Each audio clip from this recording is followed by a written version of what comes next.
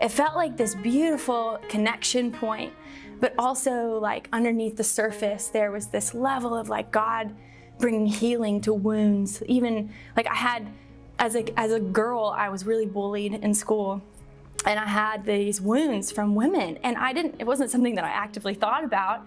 But after that first session, I left and I was like, wow, God touched some like parts of me that I had just forgotten about or didn't know that needed healing. Like I was like, wow, women can love you. Women can see you in a way that, you know, my husband can't, my children can't. Like God has called us as women to gather. It opened me up to see He can show me love in a different way, in a new way, in an unexpected way.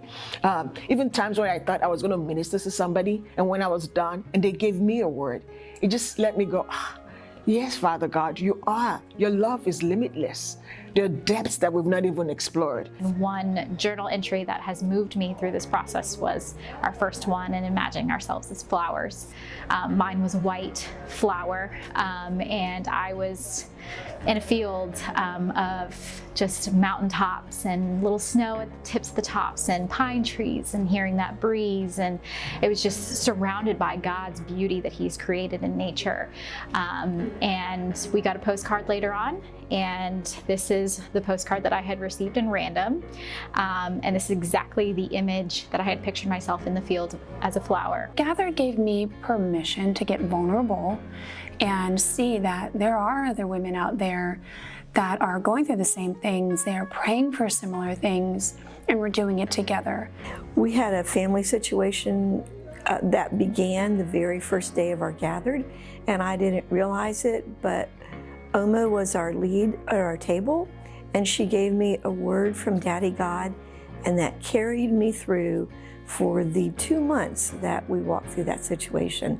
And God is so faithful and so good. We were making these flower arrangements, and it might sound really simple and not super profound, but in it I just really felt a delight and a joy as we were creating these bouquets. And as I was like clipping away things, I felt God like just talking to me about like just the beauty that I was creating, and just how He made me to create something beautiful. It was the specific writing that really wrecked me when we got the postcard, and we had to take the postcard out of the envelope and just like look at the postcard that we got. So I opened mine and looked at it, and it was like a skier, and I'm not a skier. I don't have really any knowledge about what that entails. So I was like, God, I can't do this. Like, I can't write. I'm not creative. And God was like, just take a breath and like, tell me what you see. So I was like, okay, I can do that.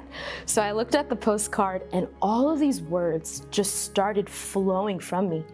And I was like, okay, God, I'm just gonna write what you tell me. And He's like, that's all I'm asking you to do, is just be yourself. So I just started writing, and I filled out that whole back of the postcard like in like 2 minutes.